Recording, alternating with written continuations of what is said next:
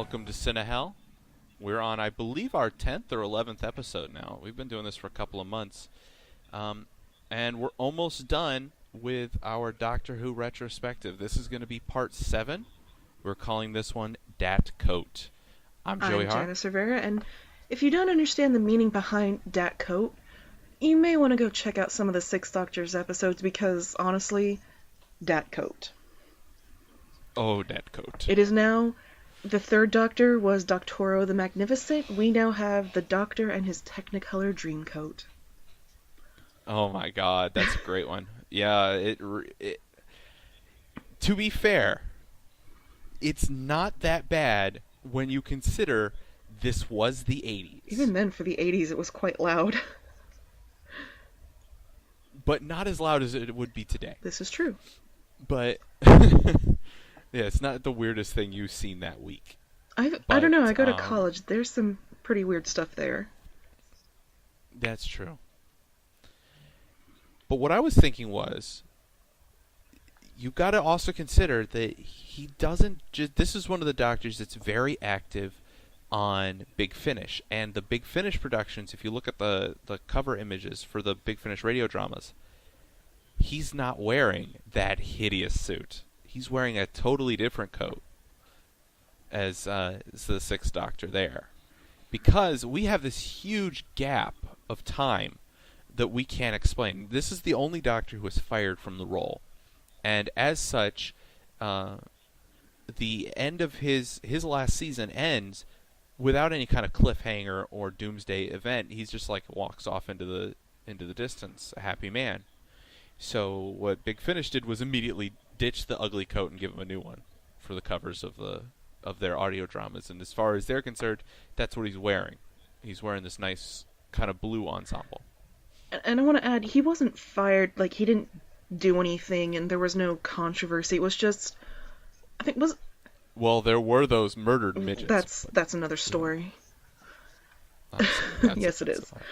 I apologize. I believe it was just like a budgetary thing, or there was some kind of misunderstanding, and it just ended, and he was just let go. And then Sylvester McCoy came in and took over, which obviously that'll be our... It wasn't entirely even a budget thing, actually. A lot of it was they wanted a different kind and he of disagreed Doctor, with and rather that. than let him... Yeah, and rather than him doing it, they just wound up getting a new man. So I believe they wanted him to be like a darker Doctor? They wanted him to be darker, and in a way he was. You kind of saw that in the beginning, definitely. Oh yeah, there's an episode that you didn't see, which I did, which is really awesome. But one of the first things that Doctor does in that episode is like throw two innocent men into a pit of acid. Oh, fantastic! Because they're guards. They're just like, they don't know why they're guarding him. He's brought in as a prisoner. They don't know anything about him. They're not evil in any way. They're just security guards. They're told, watch him. By the way, be careful, there's a pit of acid behind you. The Doctor hears this, and so immediately shoves them into the pit of acid. That's fantastic. Our hero! But before we get into the nitty-gritty of our episodes that we watched for... the Sixth Doctor, Colin Baker, I wanted to bring up a bit of movie news. And we haven't really been covering our news as well as we should have lately. Well, to be fair, there hasn't really been that much to talk about. Yeah, everybody's busy getting stuffed on Thanksgiving foods. Or getting ready to get that's stuffed about on 2 weeks Thanksgiving away. Hey, I take a long time with my Thanksgiving. Oh, well, in that case. I've been eating turkey nonstop. I mean, really, it's kind of an endurance sport. You know, you got to do it over time. But something did come out actually within hours of our podcast. News dropped that a character has been officially, J.J. Abrams said it himself, confirmed for the new Star Wars movie. And that is R2-D2, who's going to be given a complete overhaul, a complete new face, with the help of two fans who are part of a robot building club, or a droid building club. They build like robotic R2 units and R5 units. which is really cool. You've probably seen some of their work if you spend any time on Facebook around right around the time of Breast Cancer Month or Breast Cancer Week I or believe it's whatever it is. month. I think it's a month. Yeah, you'll see you'll start seeing R2D2 units that are pink Yes. popping up, like they got pink trim or they're Actually, totally funny pink. You got story. pink Interrupt you for a stormtroopers. moment. I was getting Sure. gas one day, and I looked over, and this is a couple months ago. I have a picture of it, actually, I believe. I look over, and there's an old car, not a DeLorean, but kind of like a DeLorean, and there's a Hmm. pink R2D2 in the back, like sticking up from the trunk. Awesome. Like a full size one? Yes. Like when he's in Oh, the when he's like in one of the ships and his the head is popped out and he's looking oh, around. he's Yeah, tucked in. it was Oh, that. that's awesome. And I was like, oh That's my so god. cool. I thought that was really cool. That is really cool. I like that. I've seen people do that, but I've never had the opportunity to see one in person. Um, yeah, where he's like nested. He's the nav. Yeah, in Star Wars, R2D2 is really important because he's the navigator. Like he's the computer that tells the spaceships where to go. So that's why that's why he has to get tucked in because he does repairs on the ship and he's like the computer brain for the spaceships. Um, so that's pretty cool. The guy must be a big fan if he's got an R2 unit sticking out. And that's the kind of thing that you see these people do, and that they're just fans who love to make props and they just build R2 units. These two particular guys, I can't remember their names. Let me see if I can find it.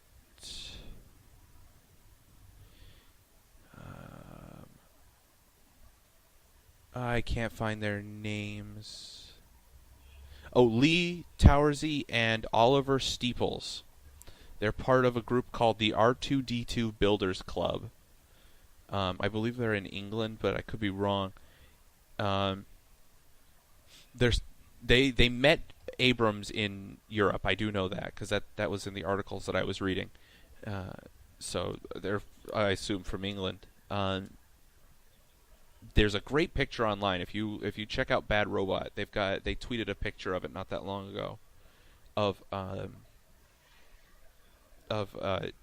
Abrams and one of his casting people and the two builders with one of the R2 units that they're building for the show. So R2D2's confirmed. Then these guys, they've been brought on full time, so they're probably not just working on R2. They'll probably be building some more droids, which means we're going to at least get some classic look. And that's one of the things I was really worried about was that, we saw what Abrams did to Star Trek, and he basically turned it into the I Enterprise. And I was really worried about getting, the I X-Wing and basically everything's made by Apple. Wait. Did you But it say looks like Star he's being Trek loyal. when you mentioned the I-Wing?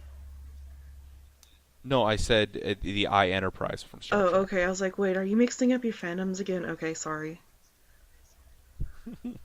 I love that #1 fan shirt. Star Wars #1 fan, USS Enterprise. Use the Force, Frodo. That's a good one. So, But yeah, R2D2. There's other characters that are supposedly confirmed. yeah, we know that all of the classic actors, all of the big three Mark classic Hamill, actors Carrie Fisher, and Harrison Ford. were given basic introductions, and they're like getting ready to do the show, but it's not official that they are going to be in it. They're just getting ready. So, in other words, we haven't decided whether or not we're keeping their part of the script. So we'll see. Well, hopefully they're going to be there at least for a little bit. I want to see them. It'd be like having Star Wars without a droid, without R2D2 or C3PO, and I assume C3PO will be coming back. Anthony Daniels doesn't need to be visible, so it doesn't matter how old he gets. He can always play R2, or I mean C3PO. Plus, what's a Star Wars Um, movie without the droids? I mean, we have to have the droids we're looking for. Yeah, there you go. Actually, George Lucas did used to say that Star Wars is a story told from the perspective of the droids. Really? When he was when interviewed about episodes 1 and 2, when he was making those, that's something he said regularly was that they're important and they're still here. And why was C-3PO built? Well, because we needed him in the story, because this is his story. This is him and R2-D2 and the world that they're living through. It's not really Luke's story because Luke's only in a part of it, and it's not really Anakin Skywalker's story because he's only in a part of it. It's the droid's story. They're there from the beginning to end. I never thought of it that way, but now that you've mentioned it and put it in my head, I can see how it's true.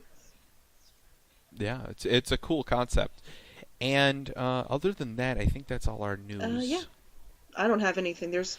The only big thing going on is, oh my goodness, Catching Fire is coming out on Friday, and it's supposed to be far better than the first one. They have a new director. They had a massive budget.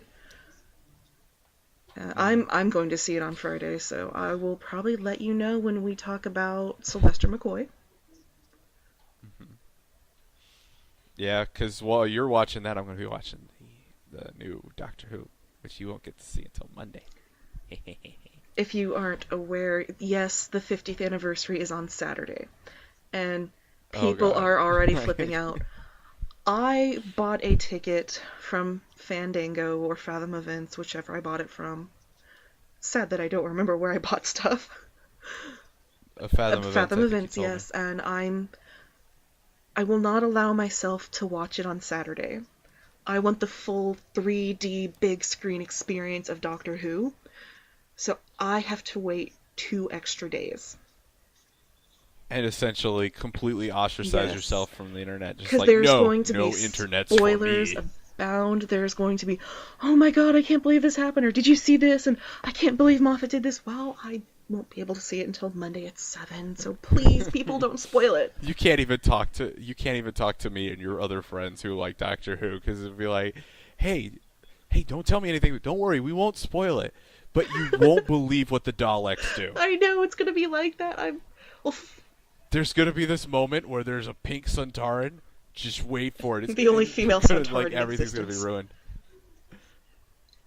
Oh my god, I have a great image of a pink Suntaran marching for breast cancer awareness with R2-D2.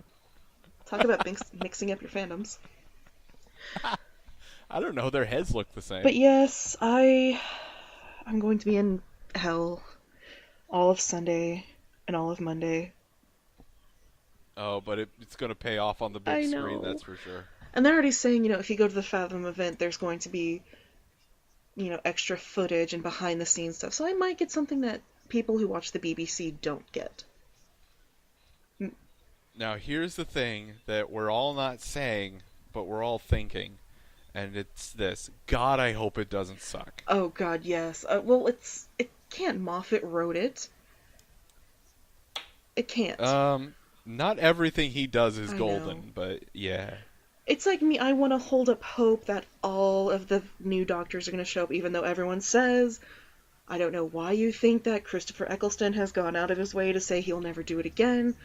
Well, guess what, people? They said the classic Doctors had never gotten any word from anybody. Look at... McGann specifically said he was upset that he wasn't invited. Which I think you just kind of gave away a spoiler there. And spoiler. I think at this point, yeah. If you are at all interested in You've watched In the Night of the Doctor. Know anybody who's interested, or at least know somebody who's interested in Doctor Who, or breathe the air on the planet Earth, then you have heard that Paul McGann makes a cameo. He stars in Night of the Doctor. John Hurt is a cameo. But that was the prediction I made. I kept saying... Well, I consider Night of the Doctor itself as one big cameo, essentially. But you remember me saying all along, Paul McGann is going to have something to do with it. Lo and behold, Paul McGann has something to do with it. Yep. Okay, one thing, I don't want to go into this because we're going to be talking about it next week when we're talking about... Not even next week, just like a couple days from now. When we finally do our podcast about McCoy and McGann. 7th and 8th Doctors. Right.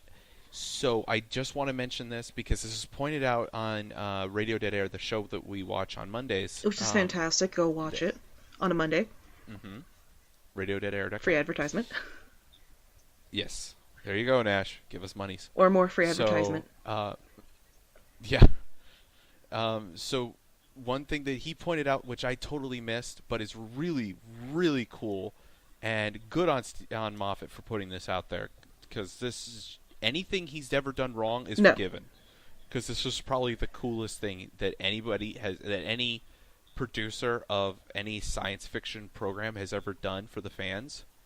Moffat mentioned in the show he has the companions from the audio dramas of the expanded universe mentioned, Which which I don't have the names in front of me. Dang validates. it.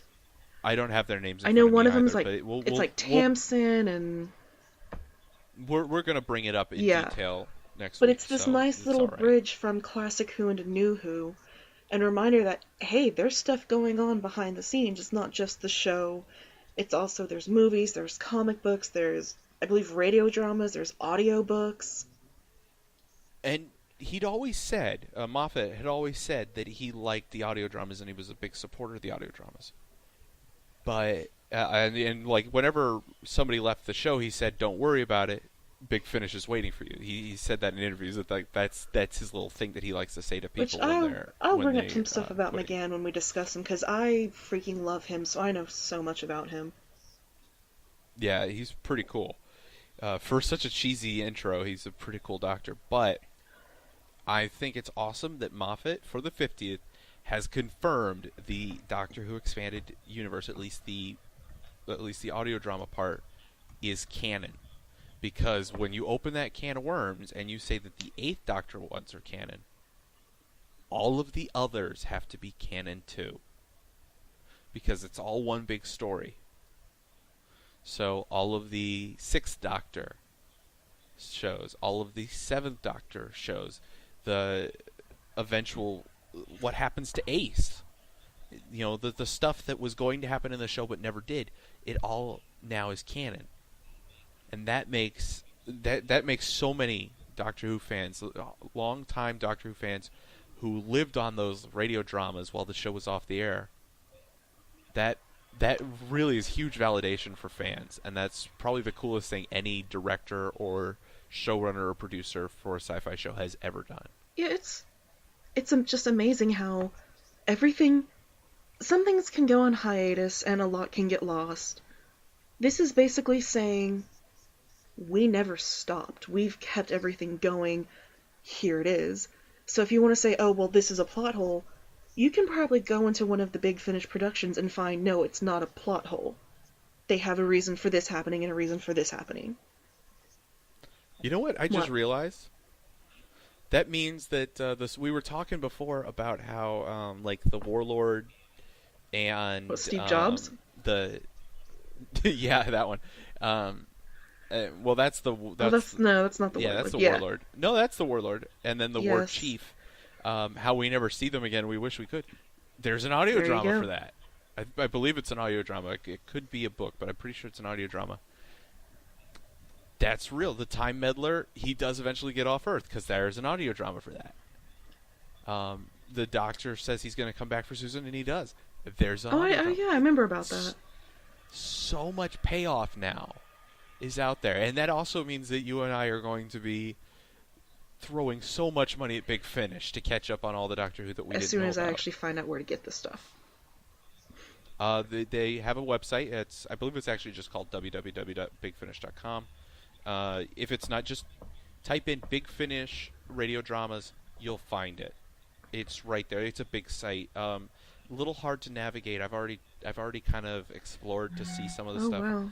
It's a little bit complicated, but we'll talk about it next week when we talk. Because there is so much to talk about. Oh yeah. They have a podcast. But yeah, they got a lot of stuff. They got some cool spin-off material too. The Confessions of Dorian Gray. That sounds interesting. Yeah, not for now though. That's next for now. Today we are talking about Colin Baker. No. Wait, yes. Wait. I forget.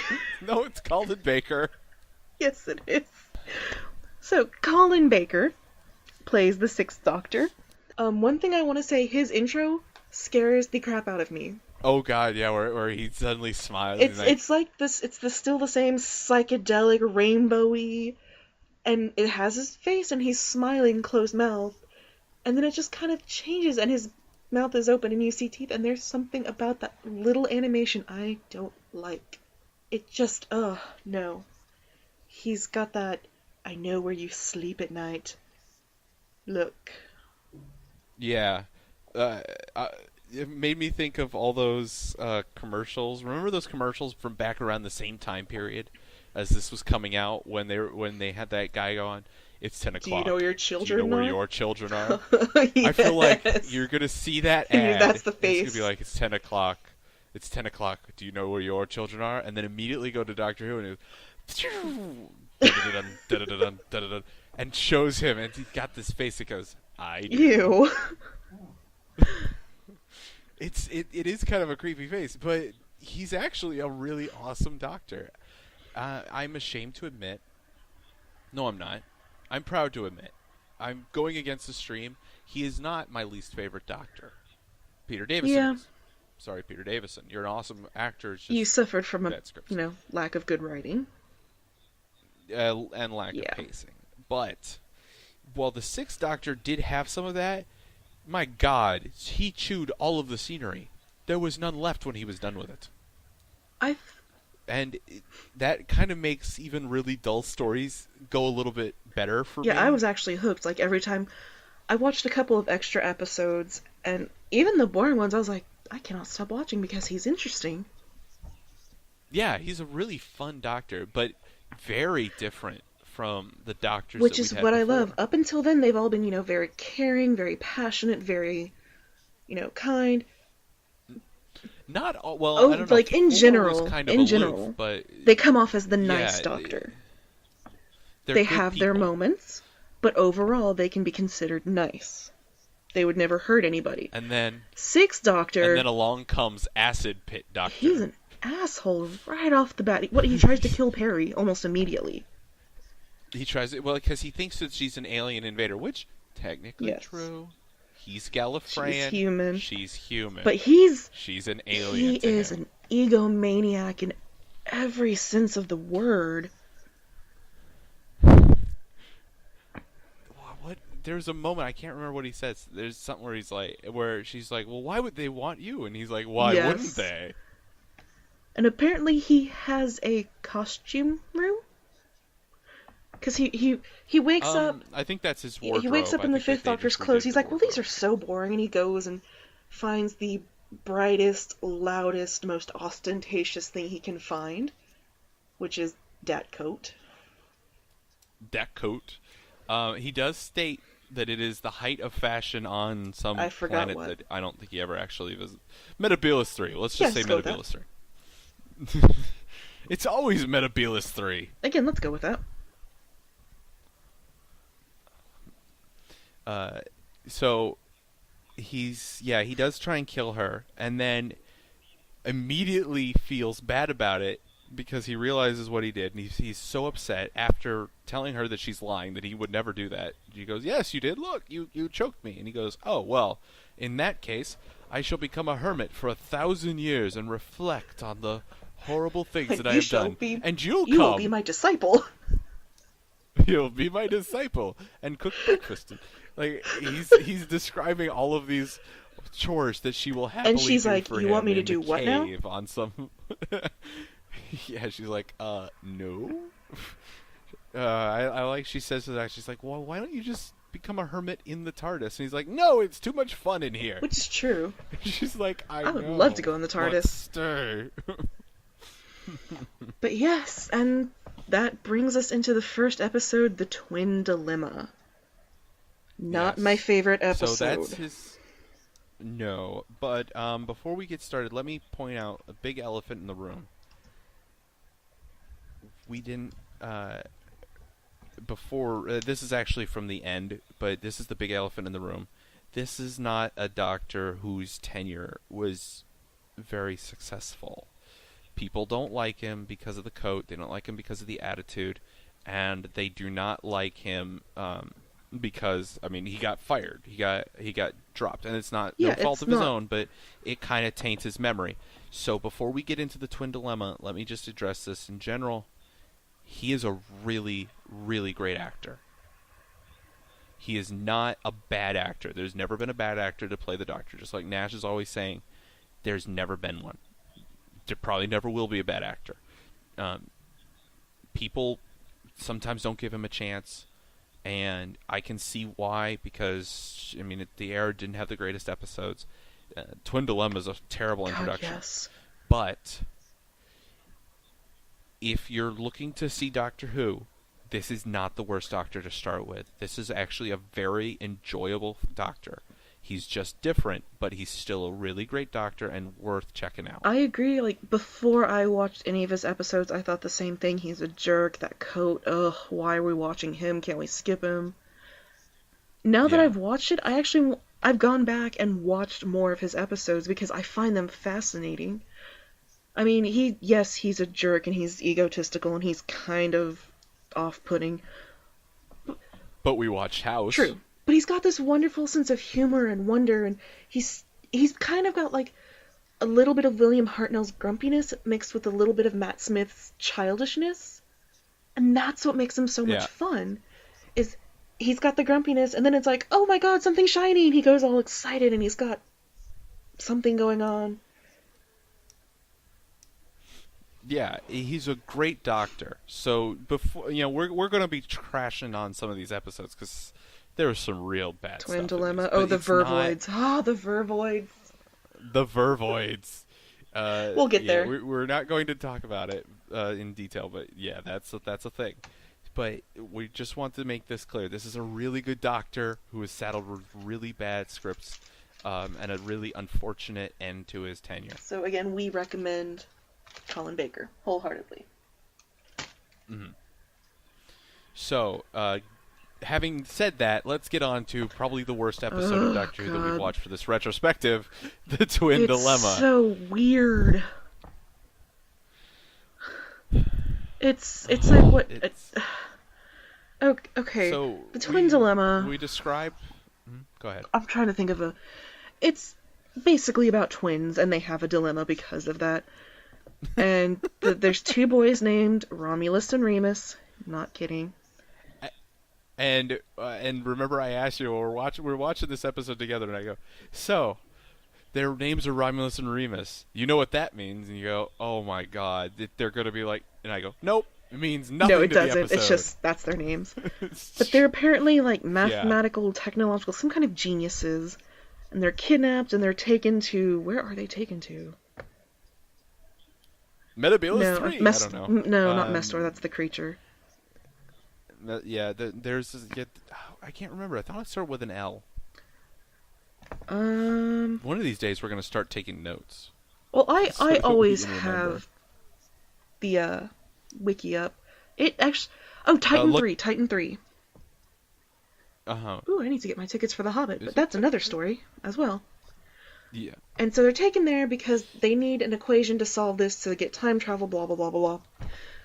Meanwhile, while the twins are getting kidnapped, the Doctor is going through his fabulous wardrobe trying to find something and going back and forth with Perry, and then they go to Titan 3 to get the twins.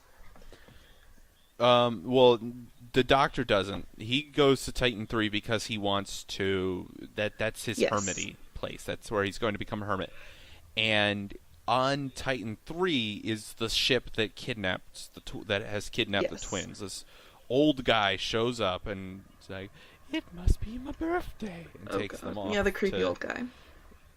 Yeah, and he doesn't. He turns out not to be as creepy, which again, just like last time, I like that. I like when the person who seems to be really villainous turns out to not be as much of a villain as you thought he was. So the Doctor stumbles upon the kidnapper ship. I don't remember if he sees the twins yet or It's not. a while before he but sees he them. does notice. He sees Asmael, the old Yes. guy, and he recognizes him.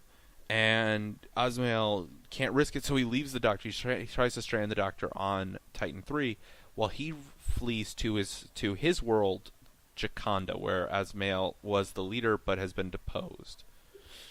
and we don't really know why yet. Did they ever explain why? Um, yeah, they said that Mestor was like an ancient species of gastropod That's that was on the okay. planet, and when the gastropods woke up, they overthrew him and placed Mestor on the throne instead of Asmael. Which, by the way, don't piss off Mestor. Ever. No, no, he will He mess will you give you up. an embolism. Yeah, death by embolism. That was his favorite way Which, to if kill you don't people. know, it's what, a blood clot in the brain? Bubbles or blood clots. Yeah. Eventually your blood's boiling. It's not Yeah, fun. don't piss off Mestor. Yeah. And people are like, please, please, just hang me. Just kill me another way. Which, although It's pretty I have to dark. admit, as terrifying as he can be, the costume design wasn't that great. So every time he walks, he kind No, of waddles, and you kind of notice that there's always somebody that there's beside feet. him to help him move and go upstairs. Yeah. Oh, yeah. There's one time when you see like two of the select people walking, and you can see their feet and their Yes. shoes sticking out of the bottom. It's at It the doesn't time work this was really wonderful, well. technology, but Yeah. So, well, even at the time, I think that this is kind of a period of not a lot of money in Doctor yes. Who. But So, back to Jaconda and Asmael. um, long story short, Asmael is a Time Lord. That's why the Doctor recognizes him. He was actually a teacher who taught the Doctor before leaving Gallifrey to become ruler of the Jacondan people, which are like a bird-like. They're like humanoids with bird-like features. And honestly, Awesome. this was a really cool alien design. Even though it was essentially the Star Trekky people with stuff stuck on their Or forehead the kind of dog that they alien. claimed was a lion? It's Star Trek. Yes. But even though it's that kind of thing where it's just it's a humanoid. You can make those work. The cats from New Who are a great example of that, where they're very feline in Yes. appearance, and it works. They're just catty people, and there's enough really aliens to make it work. In Doctor Who, I think this really works because in addition to Mestor being very different, he's a gastropod, he's a giant slug. Um, these guys, the I don't know how they did it, but they made the feathers really look like they're actually part of the person, Yeah. and they had like prosthetics to change the shape of the face and the nose to make them look beakier, and they really do look like they're some sort of evolved bird person. It's pretty amazing. So Yeah, even though the I mean Twin it's Dilemma's not the it's not the greatest best effects, but episode, watch it for the costuming and special effects. yeah, because those are pretty cool costumes and a creative idea. A bird people like nobody ever does that. People are always like, well, it's a Or giant the hairy cat, they thing or it's a do. giant Well, lizardy cat thing. people are wildly overdone, so bird people's a nice, refreshing change. Yeah, well, it's because anime people Oh, can't let's stick not go with the anime. bird ears on it. Anime is a Well, whole that's nother can of worms. there's some Doctor Who I anime out know. there. I'm gonna have to find that and show that to you. It's hilarious. But as we were talking, The bird. Asmael, ruler of the bird people on Jaconda, until he gets deposed by Mestor the giant slug. Asmael is trying to solve a problem for Mestor. Like Mestor keeps him around as a scientist. It's basically essentially. they have to solve an equation that'll help them with time travel.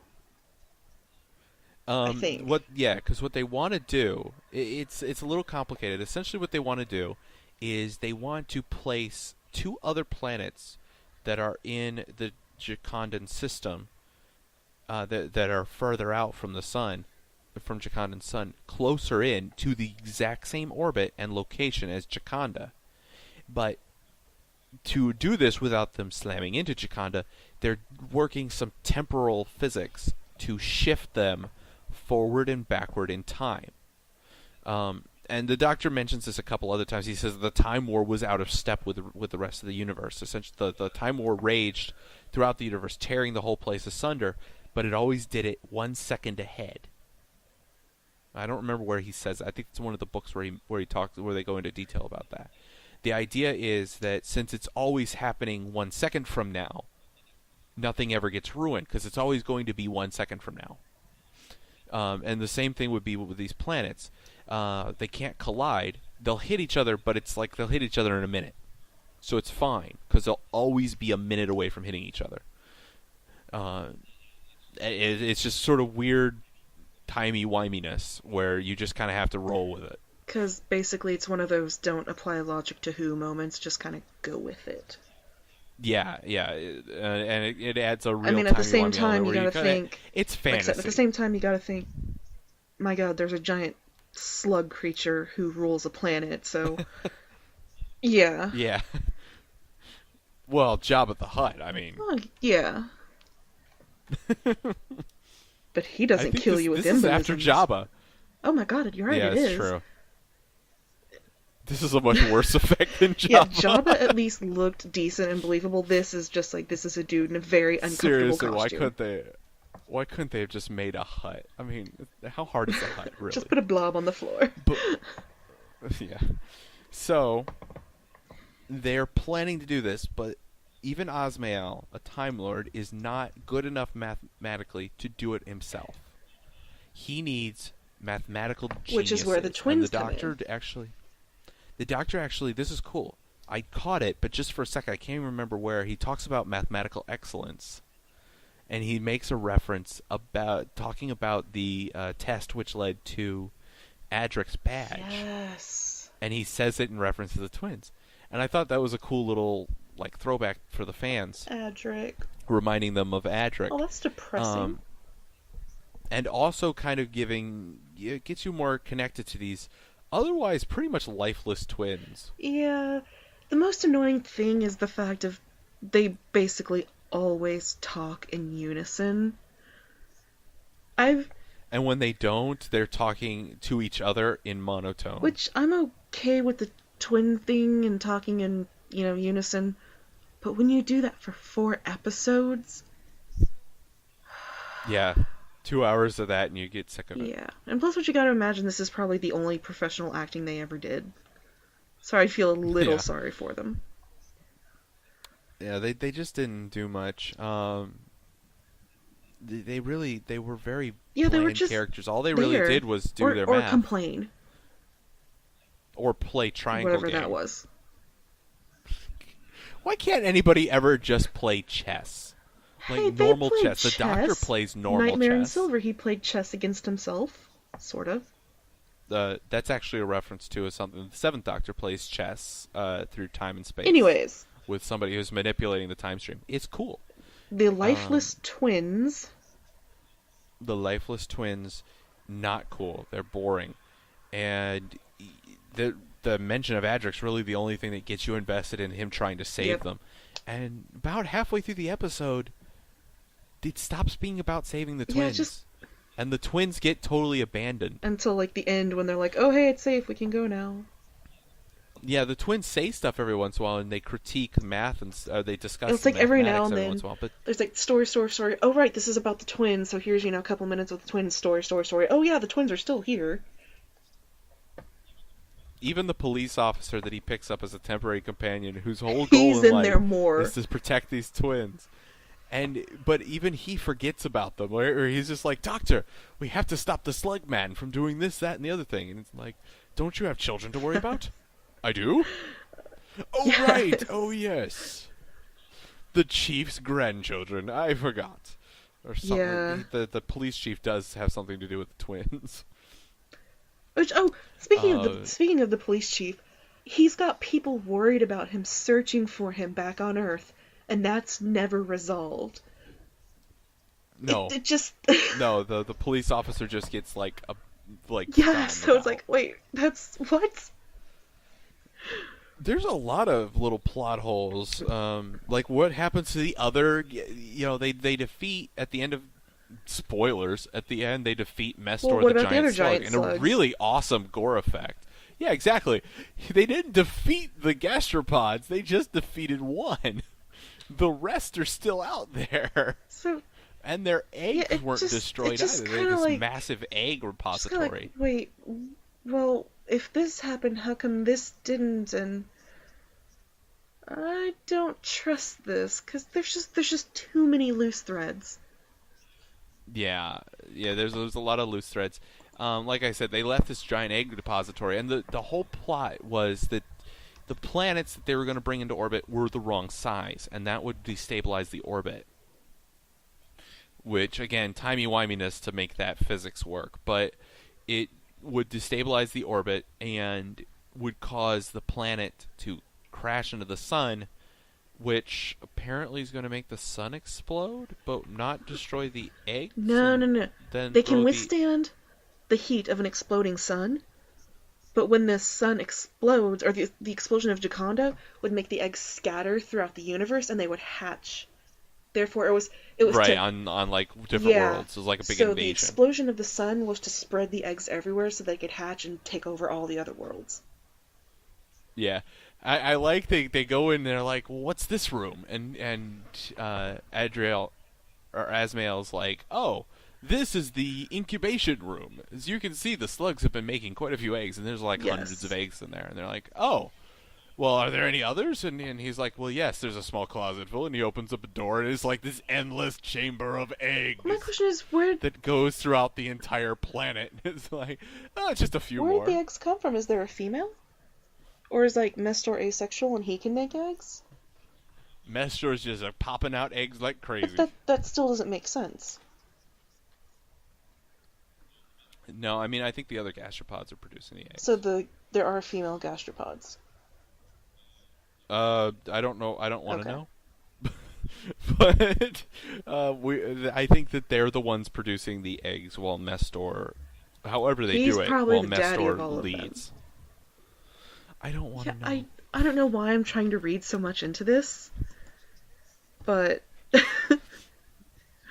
So this whole thing is just one big plot hole. It's very boring. It's now it in 2009 a poll was held to determine what is the worst and best episodes of Doctor Who. Like they basically rated every single episode of Doctor Who based on fan polling.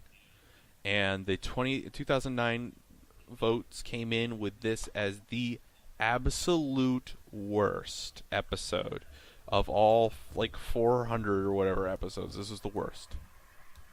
really, because I've seen worse. It was the yeah. This was not the worst to me. I too have seen worse. It was boring. I would not call this the worst No. episode of Doctor Who ever made. I honestly would put this higher than some of the New Who episodes. Yeah, there's that some I've New seen. Who episodes that, even though I love the New Who, there's just some where I really hate. Yeah, there's ones that I won't watch again. So that's Twin Dilemma. I think that we can both safely say that we would not recommend this one. Right? If it's for the introduction, so if you need the introduction to the Sixth Doctor, watch the first one. Like the first Yes, part after of this. that, It's a just- four-parter. Just watch the Just first kind of part. skip it, because really nothing happens. Save yourself. Yeah. Essentially, the first part introduces you, and you get to see the regeneration Deck Coat. crisis where he's and Deck Coat appears, and then by the end of it, he's sort of settled in. He has a few more fits, but nothing as dramatic. And by the end, he's still the exact same character. He's just not having random fits of memory loss anymore. And a funny little fact I have found about the gastropods. According to the brilliant book of 2012, a book that contains non-narrative based information, there was a fossilized gastropod in Dr. Henry Fizzock's Museum of the Macabre in Sardictown. So obviously it's a joke, That's- but still, that's kind of interesting. Yeah, that's random. Well, no, it's Like, it's a book of random. behind-the-scenes illustrated guide to Series 6. So it's Hmm. like, oh, hey, there's little tidbits of information that, you may not have known before. So Yeah. So maybe they succeeded anyways and got those eggs out there. maybe they explain how something's happened and we don't know. Yeah, could be. It could be in those audio dramas. We'll Yeah, have we to need find to out. watch those. So, So shall we move on to... Do you want to discuss some of the in-betweens that you and I have watched, or do you want to go straight Let's- to the Ultimate Foe? let's talk the two doctors for I a little liked bit. the two doctors. Me too. My first thought was And actually, wow, Jamie McCrimmon has aged well. And yeah, he's yeah, still he wearing the has. kilt. And he's still good in that role because he's still, he's He's doing the audio perfect. dramas. He knows his stuff. So he's still that character. Even today, he's still that character when he Yeah. wants to be.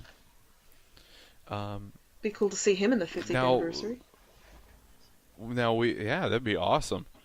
Jamie McCrimmon fighting in the Time War. That would In be a badass. kilt. In a kilt, leading an army of Highlanders to fight Oh, the that'd be Daleks. awesome. But anyways, With his sword done up the way Ace's bat was, so that it could smash Daleks. yes. But yes, Jamie's there, obviously, as we've told you. And they're on... As is the second Doctor. Yes. The two doctors are the second and the Sixth Doctor. Doctor. And the second Doctor actually is being played by Patrick Troughton. And like I discussed last time when we were talking the five Doctors, there's that B theory, the season B theory, where the second Doctor continued on to do other things. The fact that he has gray hair in this is an indicator of that. But contrary to that is the fact that he's traveling with Jamie, and they're talking about Victoria. And they show, I believe, the black and white part that fades in is a reshoot of a piece from one of the original series. I think the ring, the disc, something like that. The episode where they get Zoe. I believe that's the opener from Zoe, and it's like a re-edit of the story where something else happens, and the second Doctor gets pulled into the Sixth Doctor's timeline for a short time for an adventure before being sent back to get Zoe. It's pretty fun, So, honestly. yeah. Oh, like you said, you're like, you sent something to me over Skype while you were watching, because I was watching something else, and you said, what was it you said? Oh, you go, well, I'm watching the two Doctors, but so far all I'm watching is Patrick Troughton. Don't get me wrong, I'm not complaining. Because it it is really very cool. Patrick Troughton heavy for the first part.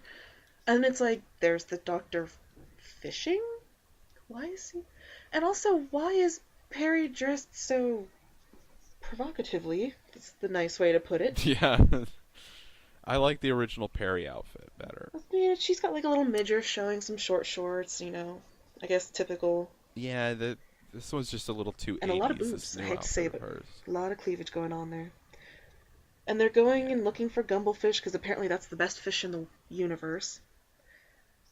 And he gives up, and they're going in there, and he feels a pain in his chest, and he doesn't understand why. If anyone knows, every time the Doctor feels a pain in his chest, just like in the Five Doctors, something's happening to one of his previous selves. Yeah, and in this case, it's the second Doctor got shanghaied into some sort of situation where he had to do something for the Time Lords.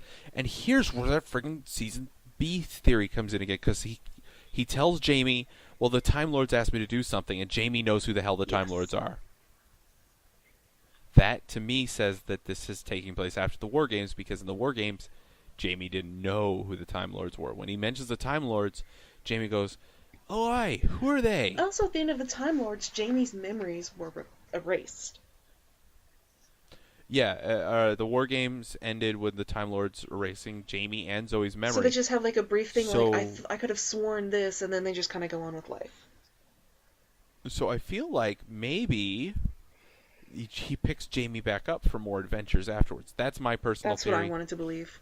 Nothing official. Hey, I mean, he and Jamie had a really close friendship. We say and that, so I lightly. would. Yeah, hello, sweetie. Kind of lightly, but I'm not sure if it was Hello Sweetie worthy, but at least, I don't know. That killed. At least 11 and Rory friendly. A little more friendly than that. My. Okay, fine, like 10 and Jack Harkness friendly. Oh my. Anyway. So, yeah, I would not be surprised if he picked up Traveling with Jamie again because they were very, very close. The characters were very close, and the actors were. Yeah, it was a lot of Like, fun. you could tell that they were friends.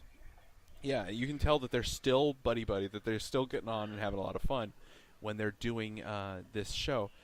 And I don't know if you got this far, because I know you weren't able to finish the Two Doctors in time for this podcast, but as the show gets on, the the second Doctor gets kidnapped again after getting almost killed, starting the Doctor crossover event in the first place. While he's hanging out with the other Doctor, he gets kidnapped and turned into another species. I did not get that far. You know that crazy cannibalistic cook? Oh, Like the God. alien that wants The to eat eyebrows. people? Okay, one, I thought he was Scottish at first because he looks like he's kind of wearing a kilt, but he's not. I don't know how to explain it unless you go and watch it. Yeah. He's got these fake eyebrows. And spikes on his And head. all I can say is dem eyebrows because, oh my God, dem eyebrows. Oh, you have to finish watching. I plan to finish watching, but it's like, it isn't. Patrick Troughton gets them too. I mean, his name is Shockeye, and he's a cook, and basically all he does is talk about food. And he gets upset because he sees Jamie, and he's like, "Oh, I want a taste of that." Okay, that sounded better in my head than it did out loud. But yeah, he literally wants to eat Jamie, and that again sounds better in my head than it does out loud. No, I mean he wants to eat a seriousness, human. He's not a human. He wants to chop up and eat humans, Yes. but he's actually from a species. They mentioned this at some point. It's just sort of an offhanded comment that his species eats their own too. They'll eat anything that they consider not sentient enough. Like they won't eat a Time Lord because Time Lords are like superior evolved species, and they don't. But they will happily eat a Centauran because they don't think the Centaurans are all that advanced. They'll happily eat humans because they don't even think of humans as sentient. Like at one point, he actually tries to chop up a woman. I don't remember. I think it's Perry that he tries to cut the leg off of and eat. And when he's about to swing the axe to cut off the leg, somebody goes, "Wait, that'll hurt her. That's a horrible thing to do. She's still alive." And he goes, "Don't worry. These species, I know from experience, do not feel pain the way us sentients do." Like, it doesn't even occur to him that humans could be sentient. And when he finally, the thing is, he had a chance when they go first to the house. There's an old lady there, and they're like, "Oh, we could eat her." Oh no, she's too old.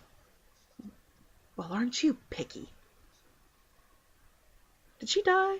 Was she killed, or was she just like unconscious for the rest of the? The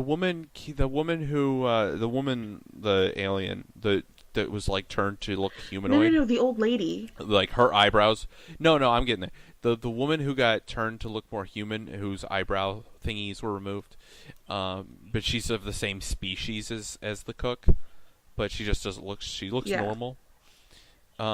She did something like telepathic where she stole her memories, and it's not made clear whether she kills the woman or just puts her in a coma, but she like permanently disables the woman so that she can use her memories, and she's constantly talking of the woman as if she's grabbing the memories in real time. She's like, she remembers this, or she thinks that it's this way. So I have a feeling it's in a coma. Yeah, that's like, one thing I just never kind of quite like got. Prisoner Zero did. It kind of think of like Prisoner Zero did, where he put all of his victims into a coma so that he could use their memories in real time. Okay. So the Two Doctors, really fun adventure. The first time the Two Doctors get together and they don't bicker. Yep. Very much. I mean, there's a little bit of bickering, but for the most part, they're in complete cooperation in the whole situation. Some great stuff with Centaurans. I have to admit, one of my favorite things that I've seen so far is he goes into that little trance state where he attempts to mind lock with his former self to get a location. And he comes back and he's screaming, "Jamie, Jamie!" And they're like, "Well, what's going on?" Blah, blah, blah. And he's like, "I know where we're going." "Well, where are we going?" "I don't know. Something about a haircut." And he kind of like skips off singing the Barber of Seville, and I was like, that's really funny. I loved It's that. so Second Doctor. It's so Second Doctor too. Like he channels this. That's one of the really good things is they play off each other really well, and they can play each other really well. So when they imitate each other, it's really funny, and it really feels like it's one person with two And there's a personalities. scene earlier than that when he's in the TARDIS and he's like, I need a musical instrument. A clarinet, no, a flute. And then he's like, a recorder. I need a recorder. Why? Exactly. I don't know. So there's nice little nods to it, which you already know the second Doctor's involved. But there's just like little nods throughout that just make it so funny and so fresh and fun. And I do like the moments when you hear one of the other doctors whisper to themselves, "Oh, my giddy yes. aunt," or something like that. So, since you haven't finished it, I don't want to spoil Please the ending of the don't. two Doctors. I imagine it has a happy ending, but still don't. Well, It, yes, obviously, it's Doctor Who. Doctor Who Yes. always has a happy ending, except for Edric. Aww. Edric. But yeah, it's a really good episode. I would Watch say, it. as somebody who has seen it all the way through, if you are a Doctor Who fan and you like the old Doctor stuff at all, or just getting into the old Doctor and like a little bit of it, it's a must see. It's not slow at all. Even when it's slow because they're going through comedic stuff. There's a whole. It feels like there's an entire episode which is essentially the quest for more food. Yeah. It's really awesome. It's going to be a lot of fun to watch. I bet you're gonna love the ending. You're gonna love the transformation sequence. So there's a lot to see there. It'll be a And lot if of you're fun. wondering, well, why should I go back and watch New Who, or you're kind of, reluctant to watch New Who, Old thank Who? you, Old Who. Any Who. Literally. Not, to be joking, but, like, literally any Who, if you are... I was kind of reluctant to watch Old Who, because I thought, it's going to be boring and stiff, and, it's old guys, it's not going to be, like, Matt Smith fun, and honestly, I'm really enjoying it. This is my... Except for the twin dilemma. There are episodes where I'm like, oh dear God. The War Games, it was good, but oh dear God. 14 episodes. Yeah, it takes No. just 10. 10. It just feels Yes. like 14. Didn't like it. The Twin Dilemma, it had moments, but overall I didn't like it. I'm finding that Old Who is really a lot of fun. It's got weird little humor everywhere. And I now understand the phrase, he's the same man always. Except for the Sixth Doctor, who's like a tiny little exception to that. Mm-hmm. He literally is the same man, just different face. Yeah. The character stays pretty much consistent. And that brings us to you mentioned that the Sixth Doctor is the one exception, and I don't believe that's entirely true. Let's talk about... I was gonna say, that just goes back to my earlier thing. If most of the doctors come off as the good doctor, the nice doctor, I'm not including John Hurt, obviously, the War Doctor. No, because we haven't seen him yet. Spoiler alert, the War Doctor.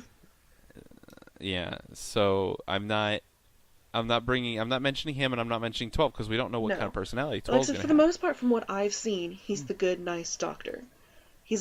But from doctors that we have seen, from people who are that character that we have seen, there is one other person who's a bit of an exception to that rule, and I think that brings us into the Trial of a Time Lord. This one was good too. Now, let's, again, huge caveat, there is some crap in this series. And it's another long it's 14 one. Yeah, episodes. It's long. It's 14 episodes, and this is from the era of 45-minute episodes as opposed to 30. No, I think the Ultimate Foe and the... No, Ultimate Foe has one 30-minute and one 45-minute. Really? But everything up till the Ultimate Foe is 45 minutes. Mm-hmm. I knew they were 45 minutes because I was watching Two Doctors and I'm like, why is it 45 minutes? Yeah, they did the short run where the Doctor Who episodes were longer. Like, there were longer individual segments, fewer cliffhangers. But yeah, Trial of a Time Lord, it's a long one. It is, and it's not just one story either. It's I believe 4 different stories, 4 or 5. I want to say 4, Um, honestly. I can't remember what the first one is, but I did watch the first episode of the Trial of the Time Lords just to see them, get No, it is dragged to the 4. courtroom. Because there's the mysterious planet Mind Warp, Terror of the Vervoids, and the Ultimate Foe. Right, and then I saw the first episode of Mysterious Planet. I haven't watched the entire thing. That introduces us to Glick, Glitz. the pirate. His Oh, name Glitz, is the Sabalon pirate. Glitz. Yeah, for some reason I thought Glick, It's doesn't matter. Glitz. Sabalom. We're introduced to Sabalom, Who's who will come up a lot. and be utterly reviled by me later. But for now, I like him. When it comes to the Seventh Doctor, I'm going to hate him. But we'll get into that when we get into the Seventh Doctor. So, Sabalom comes along for that one. This also is where you and I first see Mel. Oh God, Mel. Now, we don't get to see Mel's introduction to the Doctor, but we do see her as his companion for the Ultimate Foe. And as I understand it, Mel was introduced to the Doctor as somebody he's going to meet later. So, there's no real, picking her up episode. But dear God, Mel. She kind of ranks up there with Tegan. Tegan wasn't my favorite. There were things about her that absolutely irritated me. Mel kind of pushed her to the number 2 spot. Now, to be fair to Mel, it's a really fun character, but she's just, again, an actress. Voice that I just, ugh. This is an actress saddled with a production that did not treat her well, and in this case, I mean, not that I'm saying that the crew was bad to her or that she was treated misogynistically or anything. What I mean was, they saw she had one powerful asset, a scream that can shatter glass in other countries, and they play it to the extreme. So they have her always talking really high-pitched and really excited, and every time anything comes out at her, she screams so loud, my glasses break while I'm watching on mute. Yeah. I mean, she is funny, she's perky, she's great, it's just... that voice. and the real thing for her was that scream. And you'll probably experience that when we watch... when we're watching 7, because she's his companion too for a little while. But don't worry, then we get Ace, the greatest companion of all time. I don't know anything about Ace, so to me that's just kind of like, I will take your word on that. Ace is my favorite companion. We'll probably watch Remembrance of the Daleks or something. There's some really awesome stuff with Ace. I've watched every episode of 7's run. He's one of my favorite Doctors. So okay, Mel. I know for a fact that Mel does some shrieking there, but it starts to tone down. But yeah, so we don't have to worry as much. I want to say she's fairly prevalent in Trial of a Time Lord, at least towards the end. She is. Mm-hmm. She's a bit of a health nut, which makes it even funnier. Yeah, that brings the carrot juice meme. A lot of people like to make jokes about carrot juice. Because she's always trying to get the Doctor to drink this carrot juice. I'll mention that when we get to end of the series, but there's one thing that I just absolutely loved. But we did not watch all of Trial of a Time Lord, because again, it is 14 episodes, not all of them are exciting. Terror of the Vervoids. Which honestly... And I'm sorry for the language, folks. It's a vagina flower. It's Attack of the Space Vaginas. If you don't believe us, Google it. Vervoids. Vervoids. Vervoids. And I like how Nash put it. Nash did a review of it, which thank God, because I couldn't get all the way through it. So I watched Nash's review, which is why we're not covering it in detail. But Nash put it a great way. He says, "Here come the Vervoids. Now, when I show it to you, you're gonna see it, and if you don't see it, it's because you've never seen one." I need to watch this. Because, good God, yeah, that's exactly what they are, and it's not meant to be offensive. As a female, I look at them and go, "Oh my God, that is indeed a vagina plant." It's, again, Google it, look at the picture. It's just a poor choice It's a of poor design. poor design, and nobody, for some reason, nobody on their crew. Maybe Doctor Who was being filmed by virgins Oh back my then. I don't know, god. but nobody on their crew. You'd think at least Mel, the one who plays Mel, would have gone, guys. I hate to point this out, but no, apparently not. So we did not watch Vervoids. We did not We watch just watched The Vervoids. Ultimate We Foe. moved. We moved on to the final episode, the penultimate episode, and of the show, or the penultimate episode, wherein the Master appears. And we have the Valyard. Yes. Now the Valyard's been there from the beginning. He was a Time Lord who accuses the Doctor of being the worst kind of person the Time Lords can imagine, a time meddler. Like the monk. Like the monk, yeah. Now that's the first thing I thought of, because he says, "You're a meddler, Doctor, and you know what Time Lords do to meddlers." Shrink their TARDISes.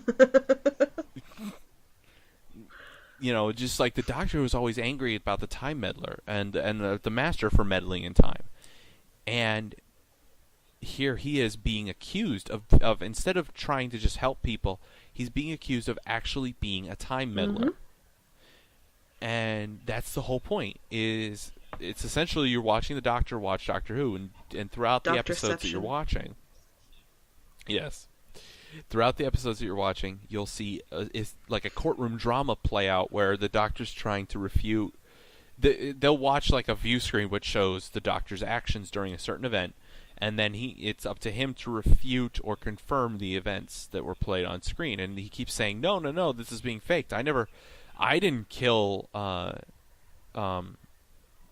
was the girl's Perry. name before Mel? Perry. I didn't kill Perry, because that's one of the things. He remembers Perry lived, but then he sees himself murdering her. And like there's lots of really dark stuff happens in this, and he's trying desperately to refute it. And he never really convinces anybody that the view screen has been tampered with until the start of The Ultimate Foe, the first episode of The Ultimate Foe, when the view screen suddenly flickers to life on its own. It's the Master. That's the last person I would ever expect to help out, but it's the Master who helps out the Doctor. Well, he's like, "Hey, check out my awesome outfit." And that trippy background, man. Oh, yeah. The Master shows up and says, "Hey, remember how you guys have been saying the view screen can't be meddled with? Guess what? Well, guess what I did? I messed with the Matrix." So he gives evidence that the Valyard is the Doctor. And then the Doctor's like, "What?" And he goes, "Yes, it's the evil Doctor." A reincarnation of the Doctor, somewhere between the 12th and final regeneration. Which, really? How much is there between the 12th and final regeneration? Yeah, I guess the Doctor may have picked up extra regens at some point, maybe? The way I saw it, honestly, was the Valyard is the manifestation of every dark side the Doctor doesn't want to show. Right, yes. But he's not necessarily evil, he's just a different type of Doctor. Who rejects the values that make him the Doctor. So he's a Doctor, but not the Doctor. Yes. And here's a concept which completely changes the idea of regenerations. The Valyard states that he should have the Doctor's regenerations because the Doctor is a time meddler and shouldn't have any more. His regeneration should be revoked and given to the Valyard as a reward for turning him in. Which is kind of a dick move, honestly. Well, I know, it's the Valyard. You'll never cheat anybody. You'll never cheat anybody as bad as you'll cheat yourself. But yeah, lo and behold, the Master comes along and is like, "You know what? I hate the Doctor, but goddamn, this guy's even worse." So his defense is basically, "Well, I want you to die, but I want to be the one to kill you, not the Valyard."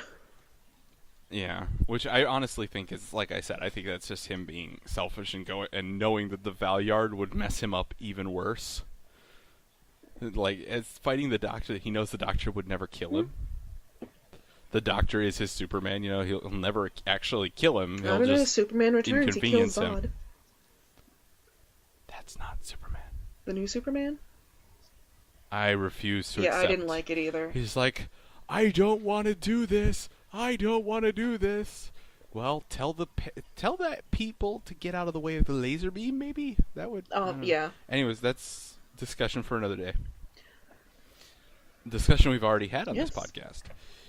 So, anyways, the Master interferes, reveals that the viewing machine, which all the Time Lords thought was entirely secure and therefore had to be telling the truth and showing actual events. It's not secure at all. Not at all. The Master's been listening in the whole time. He says, yes, I have a key to the machine, and so do a number of other people. I bought this one on, like, a market stall or something. He's like, oh, it was easy to get. Tons of people have these. Anybody can mess with this machine. Yeah. Which you'd think that the authorities should know They did not about, seem shocked at all. They're yeah. just like, oh, well, this sucks. Oh, well, then we will have to reevaluate this trial. Yes, it's just... And let me just say, dem outfits. Dem outfits. Oh, the Time Lord outfits. I like the Time Lord outfits, They're pretty to be honest. awesome. Although, that one guy whose collar just goes straight up on either side of his head, like blinders on a horse, on like a carriage horse. It's pretty hilarious. Or what's her name? The chick who's like leading the trial. I want to call her the judge. I don't know her name and I don't know what position she is. I just call her the judge. I don't think they ever named her. She's got this she's got this collar that goes up, but then she's got these giant white wing thingies that just kind of like almost wrap around her head. It's hilarious to see.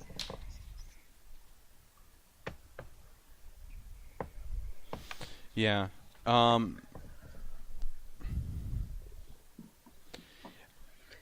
don't know her name, but I did think that was a pretty awesome outfit. Sadly, they make the Doctor's Technicolor Dreamcoat look normal. Yeah. And that's more or less where the episode ends. Basically, yeah. Benny Hill style, the Valyard's like, oop, the jig is up, and runs off past the Doctor. They go into the Matrix. Like, it's either, I want to either say that the Valyard should be, given the soundtrack of the Benny Hill music, or should have like Zoidberg's whoop, whoop, whoop, whoop. Yeah, it's... Oh, she's the Inquisitor. Oh dear God. What? Her name. Oh God, did you find the full Darkelatraquista Hastrad. Darkel for short. That's the one. So yeah, good luck pronouncing that one, people. So the Valyard runs past the Doctor into a matrix it's machine, a stained like you glass said. window. Yeah, through a stained glass window, and from there it gets trippy. And we mean that in the good sense. They go into this is where we get into episode 2, and he goes in there with Sabalom. With Sabalom. And does anybody else go? Does the Master go in with him? I can't remember. No, it's just him and Glitz at first, and then later. No, the Master's just kind of there. He never shows up unless he's in the Matrix. Yeah. So they go into this like Matrix room through the stained glass door, and it's weird. Like somehow the Valyard has taken control of this, and they're in like Victorian digital England? world. Yeah, they like it's like a virtual reality world. Like basically, it goes onto the holodeck. Yeah, but it's like computer interface. It's weird. So there's like bureaucrats that are supposed to do different functions for the computer. Like there's subroutines embodied as bureaucrats. The bureaucracy in this theme representation is extremely prevalent. Which is common throughout the whole of this run of Doctor Who. Like the Sixth Doctor is the most anti-corporation and anti-big government. Like he's very much the commie Doctor, yeah, if there is one. But then, like, he Uh, looks into a barrel of water and the water tries to drown him? yeah, like a hand pulls him into the water, and Sabalom Yeah. comes out. He's like, "Doctor, are you all right?" And the doctor's like, "Yes, I need water. Water. Give me some water." And Sabalom reaches into the bottle, and he goes, "But be careful. There's something in there that tried to kill me." And Sabalom's like, "Oh my God, I hate Yeah. you." And then they hear the Valyard talking, and all of a sudden there's a fun house.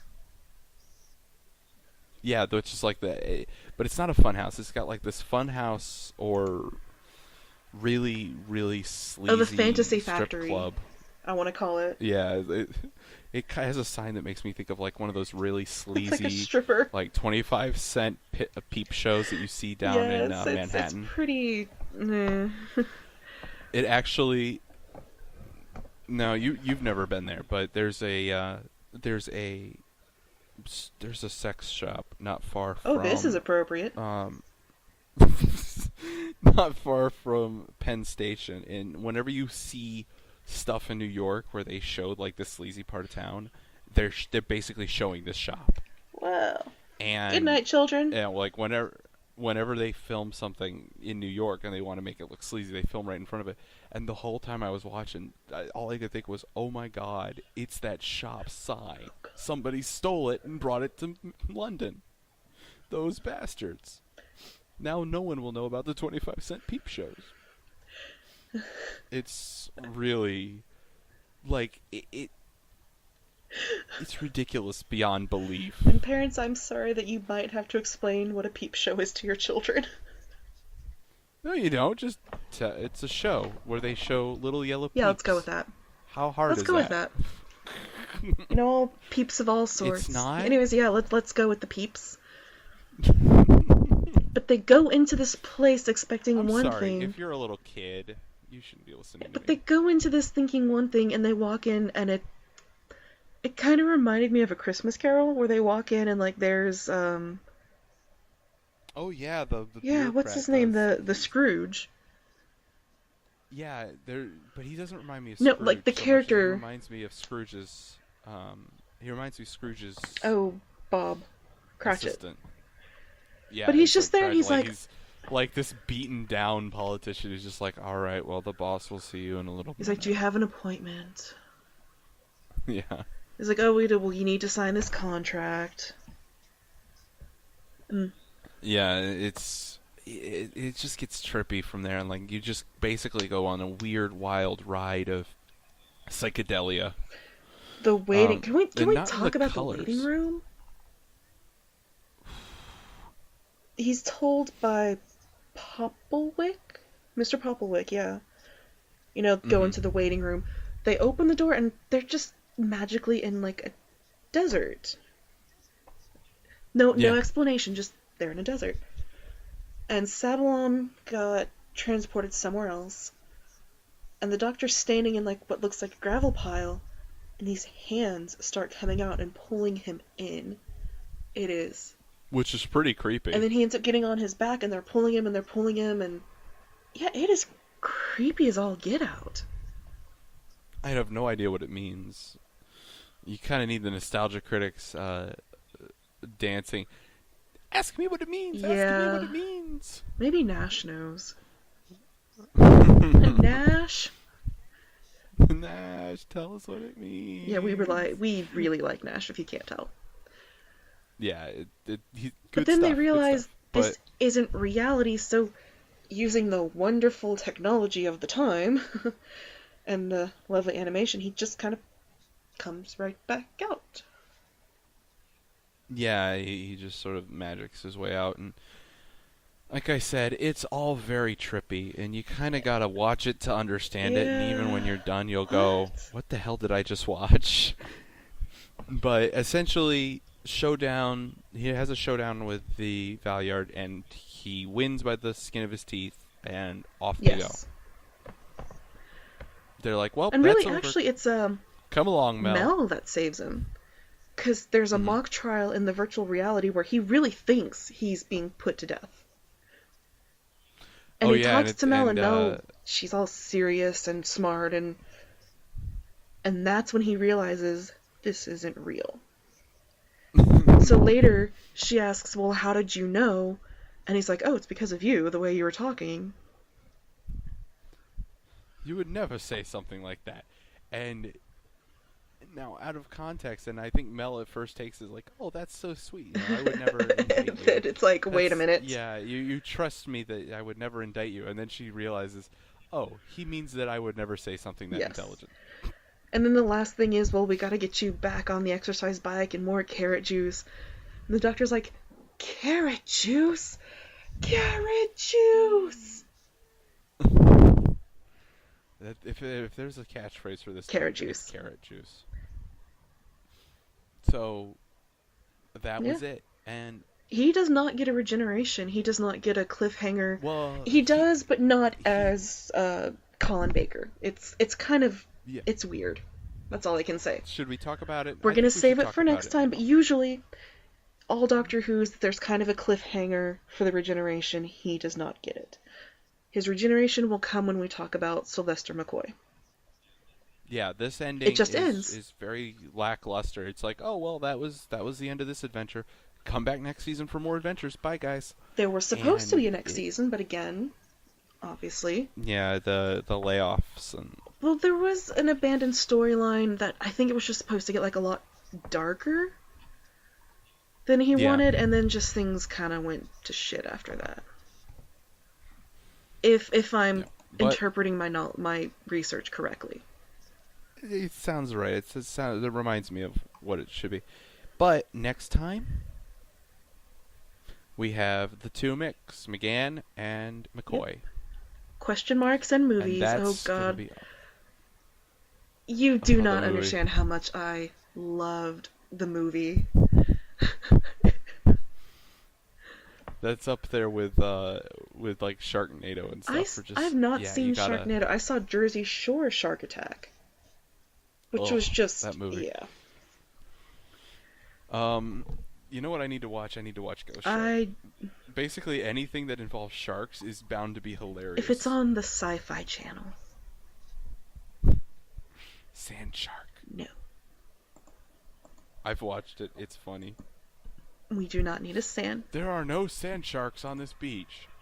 Digital shark fins running through the sand everywhere. It's hilarious. They're so horrible. It doesn't displace any sand when it moves, which is the best part. But for Doctor Who, let's wrap it up. We've talked on end on how good an actor Colin Baker is and how much fun I recommend him. The character is. But as far as episodes, it's hard to decide what to recommend because this is a tough time. The Two Doctors. The Two Doctors is a great one. It's actually a really good introduction to both the Second Doctor and the Sixth Doctor. You get a good taste of each. You get some really entertaining stuff from each. I would say that's actually a great introduction to Old Who if you want I one. would actually, if you want an introduction to Six, I would start with the Two Doctors. Probably not Terror of the Vervoids, and definitely not the Twin Dilemma. Just kind of check online, check forums, check with people you know who watch them. Dailymotion has all of the episodes. Pretty much. Basically, look for ones that have a lot of different versions out there. Those are going to be the good ones because everybody wants to post a copy. So, yeah, there's some really good ways to watch it. But we would suggest if you do like him, pick up the movies. Yes. Finance Doctor Who. You're showing your support for the classic Who, and every time classic, every sale of classic Who helps remind new Who producers that we like classic Who. We want to see more about classic Who in new Who. Which is why I'm still holding out hope that in the 50th anniversary we are going to see some of the older Doctors. I know it's still a stretch, but you know what? We didn't expect Paul McGann. He said he wasn't doing it. We didn't. Therefore, I'm saying all bets are off. Christopher Eccleston could show up as a cameo, even though that's a stretch. I don't care. I fully believe there will be classic Doctors in the 50th anniversary. Yeah, well, I'm sure we'll see something about the classic Doctors. Even if we don't see them, like we'll a flashback or something. Hear about them. Yeah. So, this is CineHell signing off. Coat. See you guys. Bye, guys. Dat Coat. Restoration. just now, my warrior. I'll tell you a story.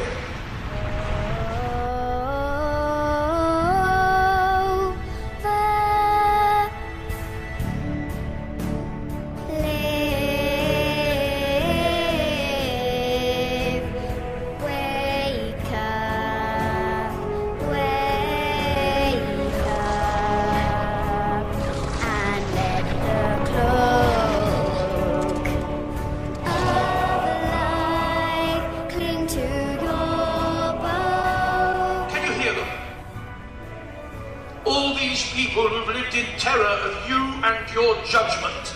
All these people whose ancestors devoted themselves, sacrificed themselves to you. Can you hear them singing?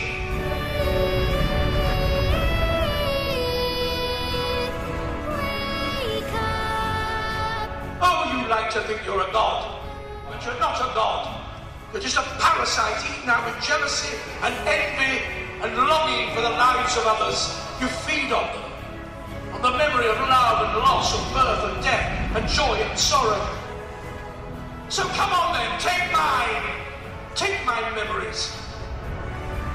And I hope you've got a big appetite, because I have lived a long life. I have seen a few things.